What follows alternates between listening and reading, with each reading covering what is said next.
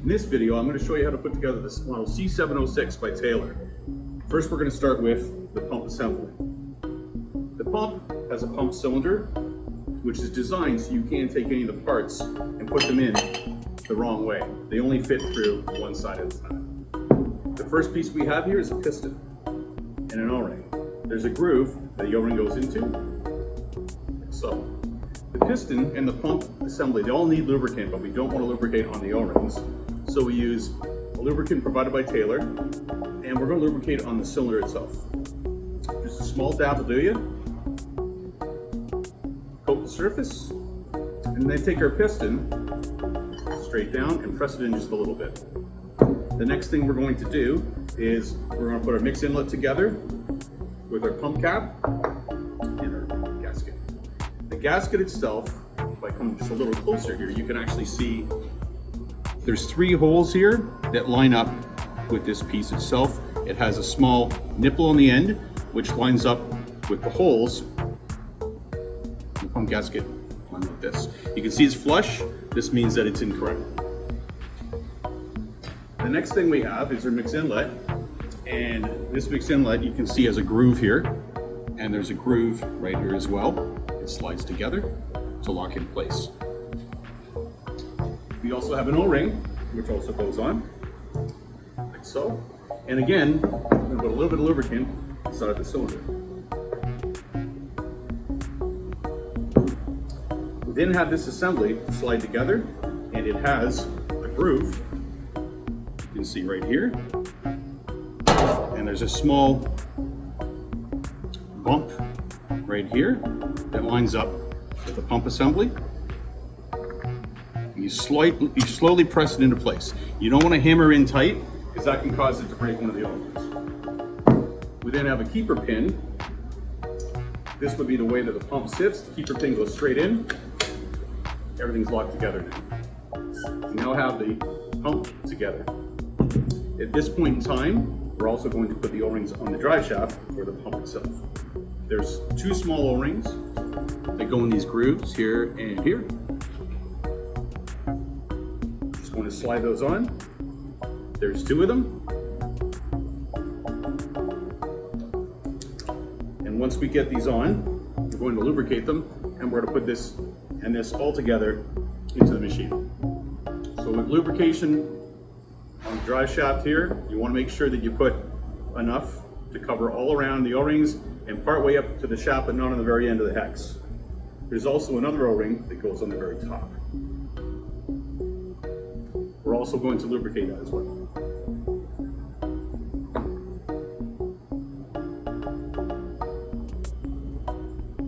Okay. We also have a mix inlet tube that has 2 O-rings I've already put on, and it has also a gasket that covers these small holes on this mix inlet tube.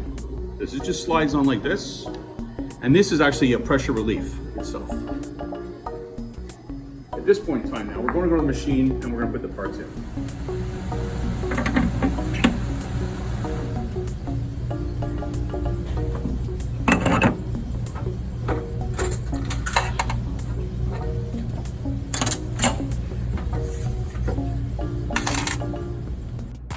Okay, now that we've finished installing the pump, we're going to get into the freezing cylinder parts. So the first thing that we have that goes into the machine is our drive shaft and our boot seal. Boot seal is very important that it is not missing any nicks or any cracks in it at all, because then it could leak inside the machine. So it's the most important seal there is. When we lubricate the boot seal, we do want to lubricate it very well. We don't want to under lubricate it. So when you take a look at the boot seal, there's a hollow spot here. I'm pinching both sides, squish out of it, and I'm going to press lubricant in both sides. I'm then going to push lubricant all around into the seal. Then I'm going to go up and down the drive shaft 3/4 of the way, and I do not want to lubricate this hex. If you lubricate this hex, it can be harder to pull it out when you're cleaning the machine later on. So at this point, I'm now going to put this inside of the machine.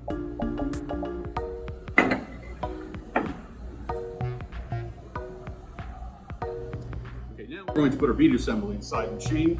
This is a strong part when it's inside the machine. Do not drop it. When it's outside the machine, you can damage it. Okay? First thing we have is our scraper blades. These are replaced every 3 months or so. You can't tell when the scraper blades are worn out, so you should replace them every 3 months. It's really tough to tell just looking at the blade itself. There is a pin that locks the blade on with a hole right here, the bead assembly, and also in here, like so. Then we also have some protector clips that are going on this side as well. Here, you see how I'm holding the blades on with my hands? This is so the blades don't fall off until it goes into the machine. This clip as well, press. Now we're gonna put this into the freezing cylinder.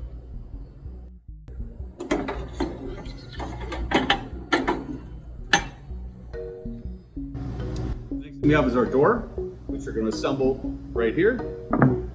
We have a draw valve. Draw valve has 3 O-rings, as you can see, and this is a 706, so it only has 1 draw valve. Another model like a C712 would have 3. We just have 1. So we want to make sure we lubricate very well on here. We want to make sure that we're not missing any spots. So you kind of go back and forth on all of the O-rings. If you miss any spots and you don't get it all lubricated, you're going to get dripping from the door. The next thing we're going to do is press this straight down until it stops. On this door, it's different from some other models. The design cap is incorporated into the bottom of the door. Other models will have a red cap. This one is incorporated. The next thing we're going to do is put in the prime plug. Now it's important when you're putting the prime plug in, you lubricate it, but these little O-rings, you want to make sure you're careful with when you press this in. If you push it in too hard, you can pull the O-ring out of place and damage the O-ring. So we just slowly press it and turn, and then you'll be okay. Next thing you have is a bearing. This bearing goes over top right here on the door. This protects the beater assembly from rubbing on the metal inside of the cylinder itself. We have a gasket. This is not an O-ring, this is a gasket. Gaskets do not get lubricated. Gaskets stay dry. If you lubricate this gasket, it will start to fall off. The gasket goes on the door like this, and there is, if you look carefully at it, it does look a little bit different.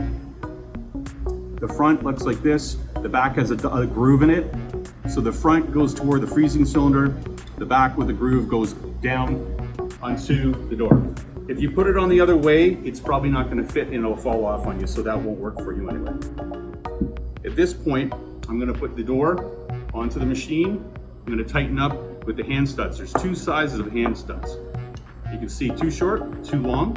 The reason for this is the protrusion on the door here is longer at the top, so that's where the tall studs will go. The short ones will go at the bottom, and we're going to put them on corner to corner like you would a tire, so it smoothly goes on. We're also going to make sure as we put it on that this gasket does not fall off by holding our fingers on it and then pushing it in the machine.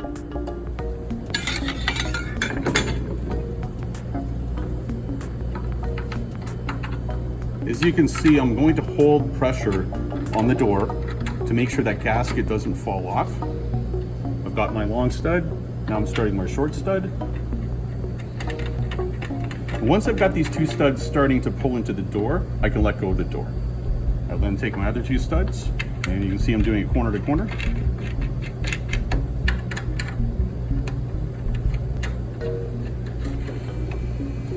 And I'll go back and forth corner to corner again until they're snug. These are called hand studs for a reason. You're only going to use your hands to tighten or loosen them. No tools, you could damage the door or the studs themselves. The next thing I'm going to do is lock in our handle for our draw valve. If you take a look here, there's a small little screw here that unscrews or screws in.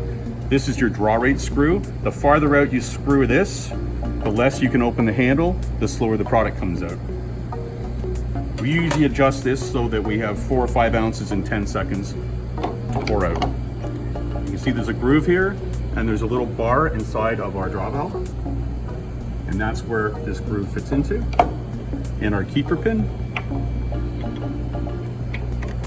locks it in place. You've now assembled the C706. At this point now, it's time to sanitize the machine. Food application, you always have to be concerned about any kind of product you're using, you must sanitize. We have a product here that we use that is a chlorine-based product. It's a powdered product. Inside of this comes a scoop right here. And we fill this with 1 scoop for a 2-gallon bucket. This 2-gallon bucket is a standard bucket you can get from TFI. So we have already prepared sanitizer water here. We would have put the powder in and we would use the tail of the brush to make sure that all the crystals have dissolved. At this point in time, we're going to put it into the machine and start the machine to sanitize the water. Slowly pour the water in, and just as a side note, the water is a lukewarm water. Cold water won't hurt the machine, but the crystals may not dissolve and hot water is not needed, so warm water is what you want to use. I'm going to wait until this finishes bubbling down into the hopper, and then I'm going to run the pump in the wash mode to get the sanitizer to flow through everything. First thing we need to do is turn the power switch on, which is located behind the, or just beside the door below it. Next thing we're going to do is we're going to put the machine in wash and in pump.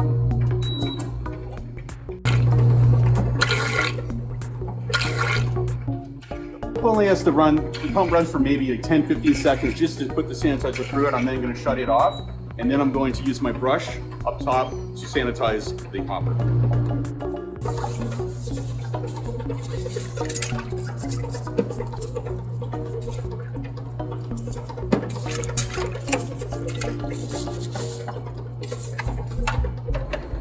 And now we're going to drain the machine. It's been running for over 5 minutes with sanitizer. If you want, you can hang the bucket like this. You can hang the bucket down here. It's up to you. We're in wash mode still, and I'm now going to open up the draw valve and allow the product to come out of the water. I'm actually going to turn this little screw in a little more because I had it out too far. This will allow the draw valve to open up even more. Now that there's no sanitizer coming out anymore, we pretty much drained the machine. I'm going to just cycle the pump for just a few seconds, just to push any remaining sanitizer out of the pump. At this point in time, I turn off the wash, close the draw valve, then we're going to start to prime it with some mix. At this point now, I've got 4 liters of mix. We're going to prime the machine. You want to usually pour in at least 4 liters of mix. It takes 2.5 liters to actually prime it, but that's not enough to draw any product in.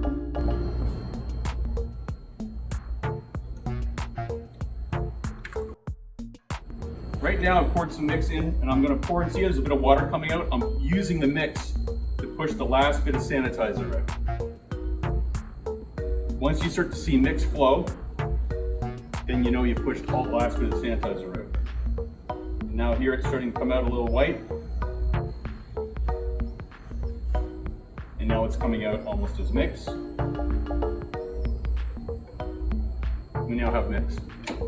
Now I'm going to lift up the prime plug, and when I get a flow of mix, we know that we've primed the machine, and then we're going to go to the top and put the rest of the parts together on the pump. There's our flow of mix. We close it. The machine is now primed with the proper amount of mix, and we're now going to put our tube in the pump.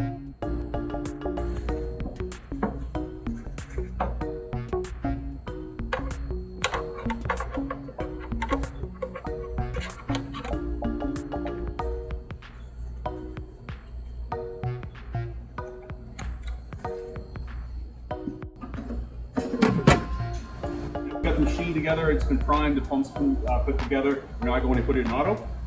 And you'll see now the auto's lit up, the pump's lit up, and the mixed refrigeration's lit up. Those come on automatically with the auto. This concludes the installation of parts, the cleaning, and the priming and startup of a C706. I'll show you in a few minutes what the ice cream looks like. The machine now is cycled off. It's been about 6 minutes until it's cycled off, which is a normal time. We're now going to try taking out an ice cream cone. You make an ice cream cone. If you want to come in closer, you can take a closer look. I am going to let the product press onto the cone itself. I don't want to pull away, otherwise you're going to get the cone falling off.